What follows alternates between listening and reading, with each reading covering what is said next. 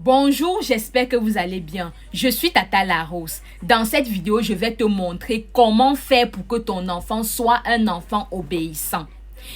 Je vais faire cette vidéo en plusieurs parties. Ça, ce sera la première partie. Et dans la première partie, je vais parler de comment fonctionne le cerveau d'un enfant. Oui, parce que pour que ton enfant soit un enfant obéissant, il faut d'abord que tu connaisses comment fonctionne le cerveau de ton enfant. Le cerveau d'un enfant de 6 mois ne fonctionne pas de la même manière que le cerveau d'un enfant de 2 ans. Ne fonctionne pas de la même manière que le cerveau d'un enfant de 12 ans. Donc, ce sera un peu le but de ma vidéo d'aujourd'hui. Si tu es nouveau, abonne-toi. Partage également cette vidéo parce que ça va intéresser beaucoup d'autres personnes dans le monde entier. Comme j'ai dit au début, je suis Tata Larose, je suis ta coach maternité. On commence à faire obéir son enfant quand il est encore dans le ventre de sa mère. Un enfant, pour qu'il puisse être obéissant, il faut que ça commence dans le ventre de sa maman. Pour toutes celles qui m'écoutent depuis le début, elles savent que j'ai toujours dit, chère maman, quand vous êtes enceinte, ne passez pas une grossesse muette. Parlez à votre enfant. Ne passez pas une grossesse avec la bouche fermée comme ça.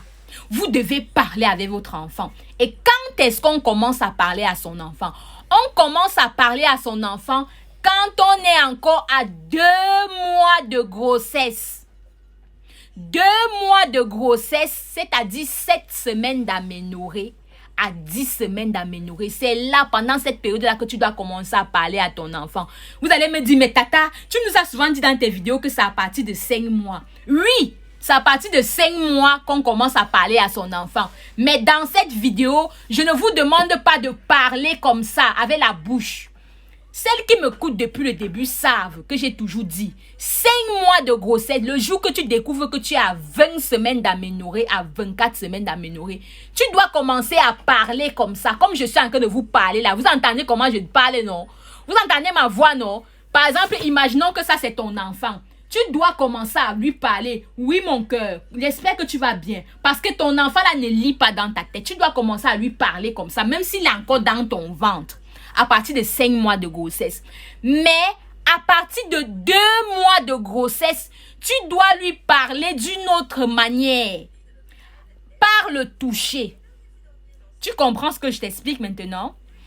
À partir de 2 mois de grossesse, dès que tu as 7 mois d'aménorrhée dès que tu as 7 semaines d'aménorrhée à 10 semaines d'aménorrhée, tu dois commencer à parler à ton enfant, à éduquer ton enfant par le toucher. Ce n'est pas un toucher anodin. Ce n'est pas un toucher que tu te touches seulement le ventre parce que Tata Larose a dit qu'il faut se toucher le ventre. C'est un toucher rempli d'émotions. Tu as 2 mois de grossesse. Tu restes 2 mois tu as 2 mois de grossesse, c'est-à-dire 7 semaines d'aménorrhée à 10 semaines d'aménorrhée. À partir de ce moment, tu dois rester de temps en temps. Chaque jour, tu te passes la main comme ça dans le ventre. Tu te passes la main comme ça sur le ventre. Tu te passes la main comme ça sur le ventre. De temps en temps, tu te passes la main comme ça sur le ventre. La mémoire sensorielle de ton enfant, la mémoire du toucher de ton enfant est déjà active. Est déjà active à 7 semaines d'aménorrhée. Et là, quand tu te touches le ventre comme ça, il ressent tes émotions. Il ressent si tu es en joie. Il ressent si tu es en tristesse. Il ressent. Vous avez compris? Maintenant, plus ta grossesse évolue, que tu arrives à 20 semaines d'aménorrhée, 24 semaines d'aménorrhée, tu commences à parler à ton enfant de vive voix. Par exemple, si tu es en train de marcher en route, tu te touches le ventre et tu dis à ton enfant, mon cœur, ça va? Ça va? Pourquoi? Parce qu'à partir de 5 mois de grossesse, ton enfant entend déjà. Sa mémoire auditive fonctionne déjà. Il entend déjà, d'accord? Et maintenant, tu passes le reste de ta grossesse. À partir du 3e trimestre de grossesse, 7 mois, 8 mois, 9 mois. Sache que si tu es habitué à écouter une musique, ton enfant quand il va naître, ne sois pas surprise qu'il aime aussi les mêmes styles de musique que toi tu écoutais quand tu étais enceinte de lui. Je parle comme ça du dernier trimestre. Quand tu es au dernier trimestre de grossesse, tout ce que tu aimes beaucoup manger, ton enfant va aimer manger ça. Tout ce que tu aimes écouter, danser, ton enfant va aussi aimer danser et écouter ça. À partir du dernier trimestre de grossesse. Maintenant, ton enfant naît. Quand ton enfant naît, pour celles qui savent, moi je vous ai toujours dit, si ton enfant est mal positionné dans le ventre, tu te caresses le ventre, tu lui demandes, tu lui parles, tu lui demandes de se retourner, il va se retourner. C'est déjà de l'obéissance. C'est déjà de l'obéissance. D'accord? Maintenant, il naît. Quand il naît, il est question que toi, le parent, tu te dis, non, il faut que l'enfant, là, quand je lui dis, ne touche pas ça, il doit retenir qu'il ne doit pas toucher. Non, ça ne se passe pas comme ça. Ça ne se passe pas comme ça. Tu es sûrement à la maison avec un enfant à qui tu dis, ne touche pas ça. Il te dit, ok maman. 5 minutes plus tard, il touche. Pourquoi? Parce que pour que ton enfant soit obéissant, il faut que son cerveau ait retenu ce que tu lui dis. Comment tu veux que ton enfant soit obéissant si son cerveau n'est pas déjà capable de retenir ce que toi tu lui dis? Je prends un exemple. Est-ce que vous savez qu'un enfant de moins de 6 mois, un enfant qui a 6 mois en descendant est incapable de se rappeler des choses qu'on lui a demandé de faire les 24 heures précédentes? Si par exemple tu prends le verre, si aujourd'hui tu dis à l'enfant, si ne touche pas, quand ton enfant de 6 mois, tu dis ne touche pas. Demain tu reviens, tu poses le même verre là, il va toucher, il va casser. Et ça ne veut pas dire qu'il est têtu. Ça ne veut pas dire qu'il est têtu, c'est juste que c'est sa mémoire, c'est son cerveau. L'enfant là, il est incapable de se rappeler des choses que tu lui as dit 24 heures avant. C'est pour ça que tous les jours, il faut toujours que tu répètes. Il faut que tu répètes la même chose. Tu dis à ton enfant, ne touche pas mon cœur. Parce que quand tu lui dis ça là, dès que 24 heures arrivent là, son cerveau s'efface.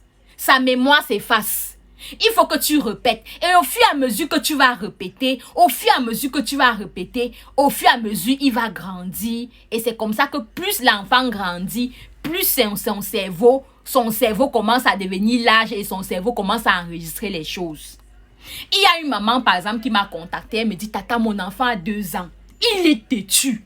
Tata, mon enfant est têtu. Tu lui parles, il n'écoute pas. Tu lui parles, et quelque temps après, il reprend. Je lui ai répondu, ma chérie, ton enfant n'est pas têtu. C'est toi qui mets la têtuité sur ton enfant. Ton enfant n'est pas têtu. Tu ne comprends pas juste ton enfant. Pourquoi? Parce qu'un enfant de 2 ans, ce n'est pas parce qu'il marche déjà, parce qu'il dit non, que ça veut dire qu'il est capable de retenir ce que tu lui as demandé de faire. Un enfant de 2 ans, si tu veux savoir si ton enfant est têtu, et que ton enfant a 2 ans, vérifie. Est-ce que ce que tu lui demandes souvent de ne pas faire là, est-ce qu'il est déjà capable de dire à un autre enfant de ne pas faire? Est-ce que tu as compris ce que je dis? Imaginons ton enfant a 2 ans. Tu lui dis de ne pas toucher ça. Quand tu dis à ton enfant de 2 ans de ne pas toucher ça, il va te dire oui. Après, il va toucher. Tu vas dire qu'il est têtu. Va prendre un enfant qui a presque le même âge que lui. Tu viens.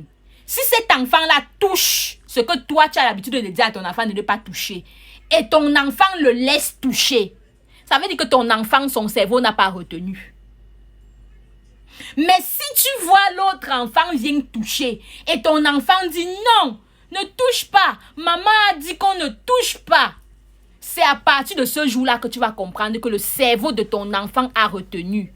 Parce que pour qu'on sache que qu'un enfant a retenu, pour qu'on sache que le cerveau d'un enfant a retenu la leçon, il faut que cet enfant soit capable de redire à un autre enfant ce qui est interdit, ce qu'on ne doit pas faire.